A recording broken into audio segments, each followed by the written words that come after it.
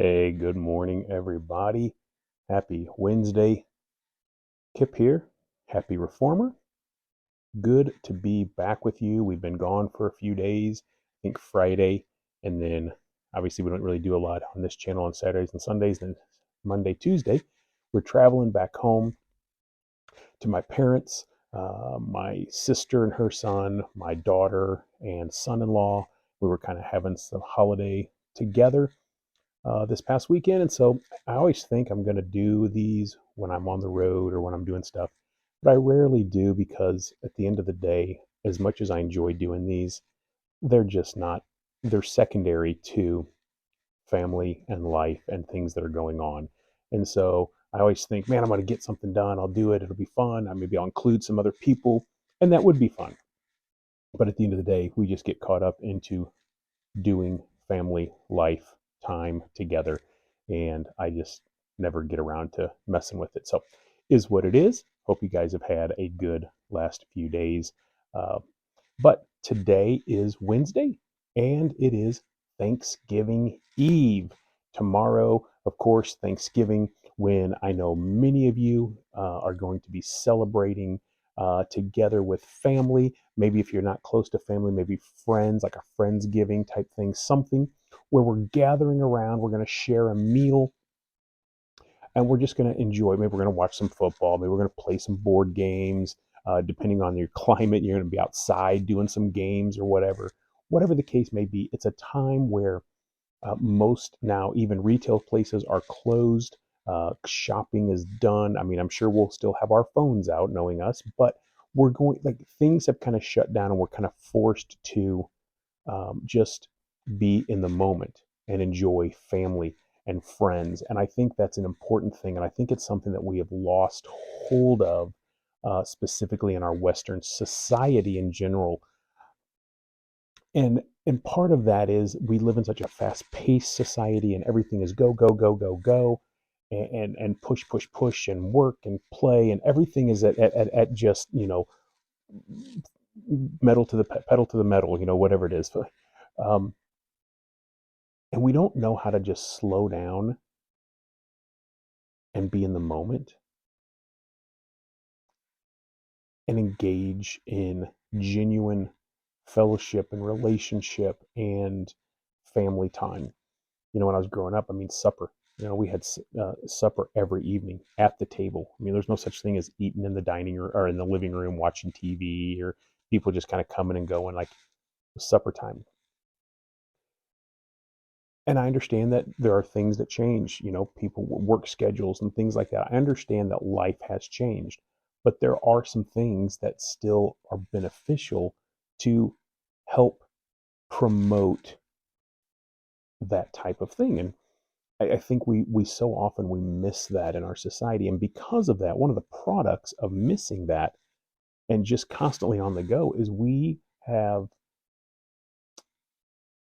lacked being thankful people, being grateful people.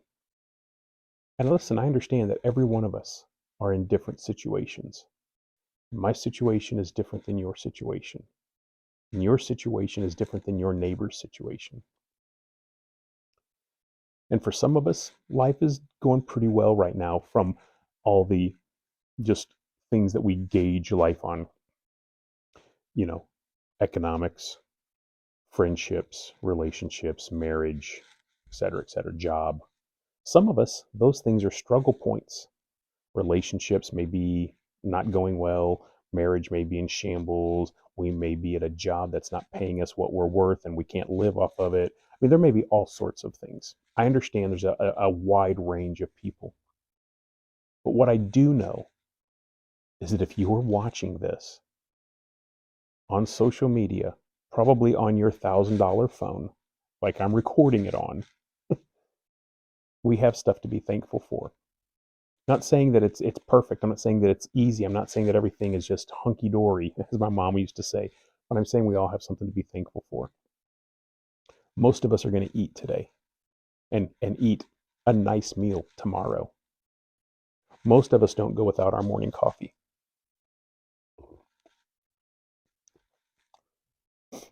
Most of us have some form of work or job that we're going to. Some of us have a vehicle that we take there. Some of us have the extra money to get transportation there so that we can make the money at the job. Most of us have some form of family or friends that we believe in and count on and have some sort of relationship with.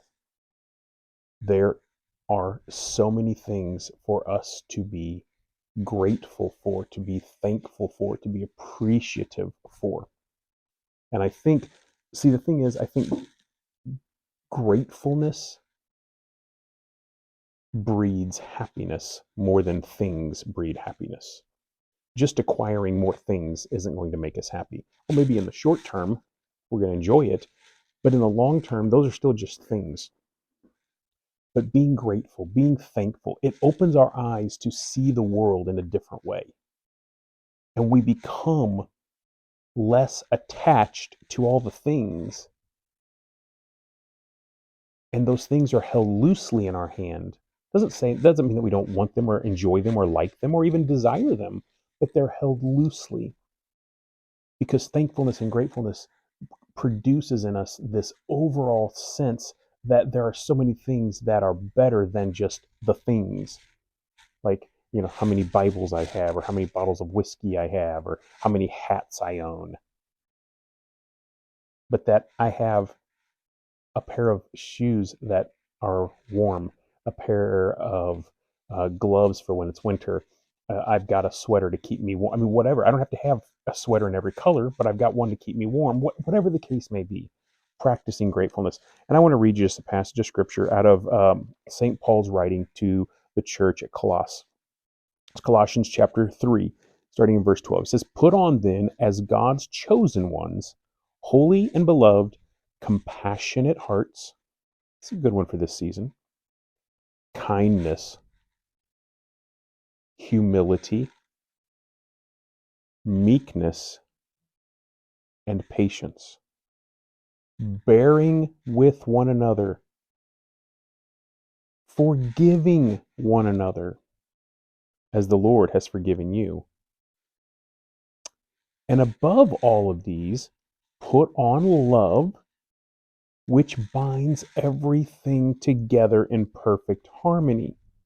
And let the peace of Christ rule in your heart, to which indeed you were called in one body, and be thankful. Period. Listen, you are holy and beloved. So wear those compassion, kindness, humility, meekness, patience. Bear with one another, forgive one another. And above all, put on love. Let love be your only expression. And those are all outward, you see. Put on love.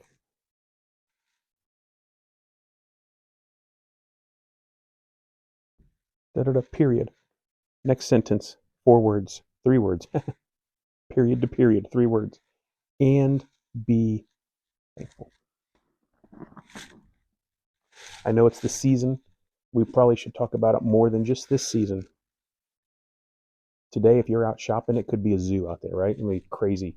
People are going nuts, people are trying to get their last minute stuff. And then Friday, of all things, if you go out shopping, I mean, we know what Black Friday is, especially in North America and America specifically. I mean, it's chaos. Put on love, do all those things, but be thankful. Practice gratefulness. I challenge you to just take a minute or two every day and just express 1 or 2 things that you're thankful for. Different things each day, not the same thing. I know I'm thankful for coffee, but not every day. Let's expand our horizons. Anyway, that's my morning meditation this morning. I hope you guys have a great day. I'll try to get with you guys in the morning, but I hope you guys have a great Thanksgiving. And I challenge and encourage you to be grateful, to be thankful, because we have much for which to be grateful for. Cheers.